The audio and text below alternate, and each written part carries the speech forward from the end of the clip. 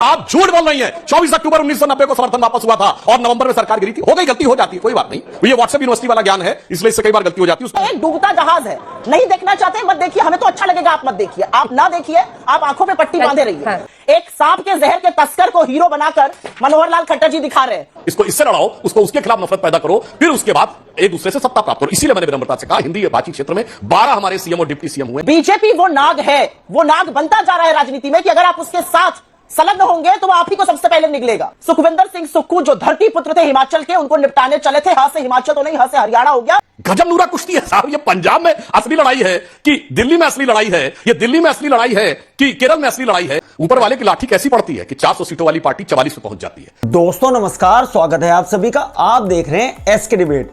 हरियाणा के मुख्यमंत्री मनोहर लाल खट्टर ने अपने पद से इस्तीफा दे दिया है और नायब सिंह सैनी हरियाणा के नए मुख्यमंत्री बन गए हैं। बीजेपी ने नायब सिंह सैनी को मुख्यमंत्री बनाकर सबको हैरान करके रख दिया है, क्योंकि ये नाम हरियाणा के बाहर शायद ही किसी ने सुना हो। सब सोच रहे हैं कि बीजेपी ने ऐसा क्यों किया। तो ये इसलिए किया गया क्योंकि जेजेपी ने खट्टर सरकार से अपना समर्थन वापस ले लिया था।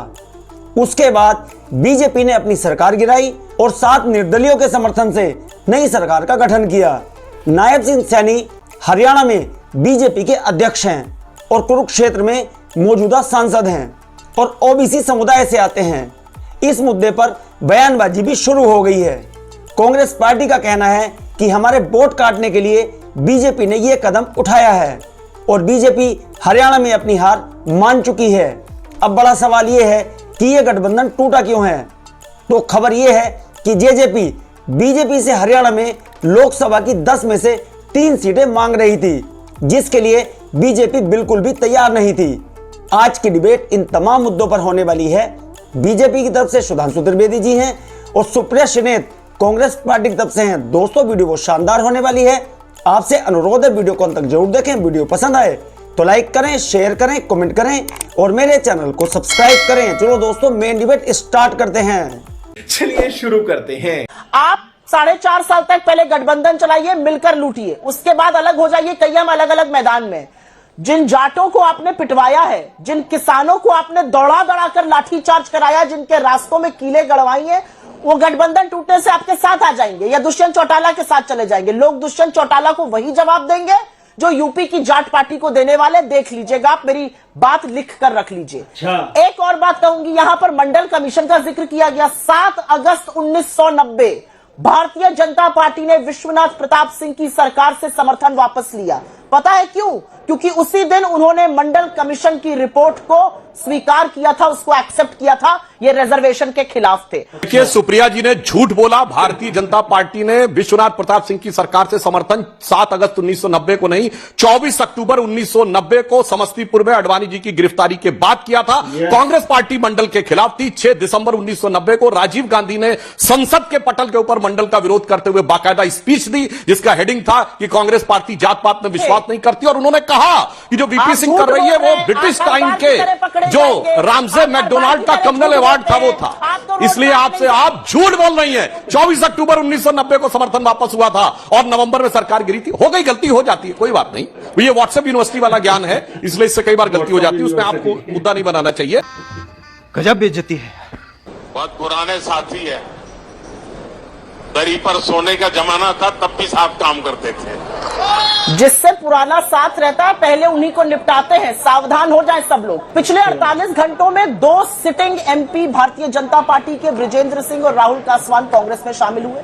पिछले एक हफ्ते में 4 सिटिंग बीजेपी एमपीज ने, जयंत सिन्हा, गौतम गंभीर, जसवीर कौर, सनी देओल, लोगों ने कहा हम भैया चुनाव नहीं लड़ना चाहते। पिछले एक हफ्ते में 2 लोग जिनको टिकट मिल गया, चाहे वो उपेंद्र रावत हो और पवन सिंह, उन्होंने टिकट वापसी करके कहा हम चुनाव नहीं लड़ेंगे। पिछले एक ही हफ्ते में कई लोगों ने राजनीति को अलविदा कह दिया। उसमें एक डॉक्टर हर्षवर्धन है, एक वहां पर नितिन पटेल जी, उन्होंने कहा भैया हमें टिकट ही नहीं चाहिए, हमें राजनीति ही नहीं करनी, अब हम जाके कुछ और करेंगे। ये एक डूबता जहाज है, नहीं देखना चाहते मत देखिए, हमें तो अच्छा लगेगा आप मत देखिए, आप ना देखिए, आप आंखों पे पट्टी बांधे रहिए। आपका इलाज ये देश की जनता कर रही है। जिस राम रहीम को बार बार पैरोल पर छोड़कर लड़कियों का उपहास उड़ाया जाता था, वही लड़कियां हरियाणा में आपका हिसाब करेंगी। जिन नौजवानों को खदेड़ा जाता था, जिन किसानों को दबदबा उनके ऊपर बनाया जाता था, पीटा जाता था, वही हिसाब करेंगे आपका। एक सांप के जहर के तस्कर को हीरो बनाकर मनोहर लाल खट्टर जी दिखा रहे हैं और देश के नौजवानों को कहते हैं तुम्हें चंद्रयान पे ऊपर भेज दूंगा। तो उनके हट जाने से आपके पाप नहीं धुल जाएंगे और ना ये नूरा कुश्ती करने से आप वापस सत्ता में आने वाले। सारे प्रयास कर लीजिए, हरियाणा ने भी मन बना लिया है और जब मन बना लेता है हरियाणा तो बड़े बड़े उसका कुछ कर नहीं पाते। आपकी औकात बता रहा हूँ सर, बुरा नहीं मानना सर। सब वही पुरानी कहानी है, जातियों को लड़ाओ, जातियों को स्थान। अब मैं बताना चाहता हूं, हमने सब जातियों को स्थान दिया, मगर किसी को दूसरे के विरुद्ध नफरत पैदा करके नहीं। मोदी जी का मंत्र है सभी जातियों की पहचान, सभी जातियों का सम्मान, सभी का स्थान। इनका है एक परिवार के हाथ में सत्ता और जातियों में घमासान। इसको इससे लड़ाओ, उसको उसके खिलाफ नफरत पैदा करो, फिर उसके बाद एक दूसरे से सत्ता प्राप्त करो। इसीलिए मैंने विनम्रता से कहा, हिंदी भाषी क्षेत्र में 12 हमारे सीएम और डिप्टी सीएम हुए हैं, मिलाकर हमने किसी के प्रति नफरत नहीं पैदा की और सबको स्थान दिया। इसलिए सब साथ में स्वतः आते चले जा रहे हैं और ये लोग उस पुरानी लड़ाई भिड़ाई काट छाट वाली पॉलिटिक्स में पड़े हैं। और आज जिस प्रकार की भाषाई वैमनस्य हो गया है, शायद उस परिप्रेक्ष्य में लगता हुआ गठबंधन टूटने के बाद जब तक एक दूसरे के विरुद्ध कुछ गाली गलौज ना हो तो गठबंधन टूटता हुआ नजर नहीं आता। सरकार उनकी, सीएम उनका, नया बदल डाला। अबे जल्दी बोल, कल सुबह पनवेल निकलना है।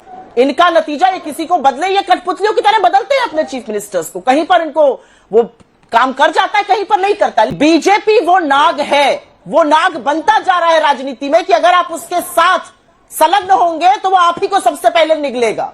यही लेसन इनके घटक दलों ने, चाहे वो शिरोमणि अकाली दल हो, सेना हो या अब यहां पर जेजेपी को मिला हो, ये सबसे पहले आपको निगलेंगे, आपको खत्म करेंगे। उनके विधायक बुला लिए गए स्वेरिंग इन में, उन दुष्यंत चौटाला को पता ही नहीं है। दूसरा बड़ा, और यह बहुत बड़ी बात है, चुने हुए मुख्यमंत्रियों को कठपुतलियों की तरह हटा देना, चाहे वो गुजरात हो या उत्तराखंड हो या हिमाचल हो या त्रिपुरा हो, जहां पर भी हो, ये उनका प्रेरोगेटिव है। लेकिन यह हैसियत है मुख्यमंत्रियों की, चुने हुए मुख्यमंत्रियों की, यह उनका कार्य क्षेत्र का दबदबा है।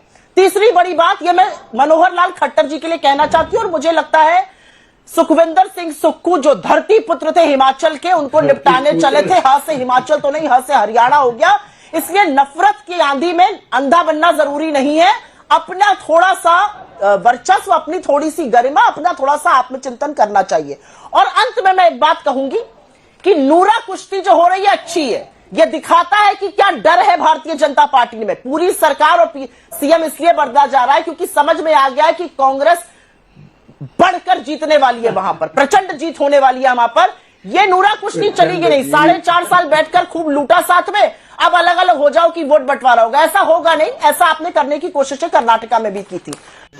रुको जरा, सब्र करो। नूरा कुश्ती क्या होती है तो समझिए।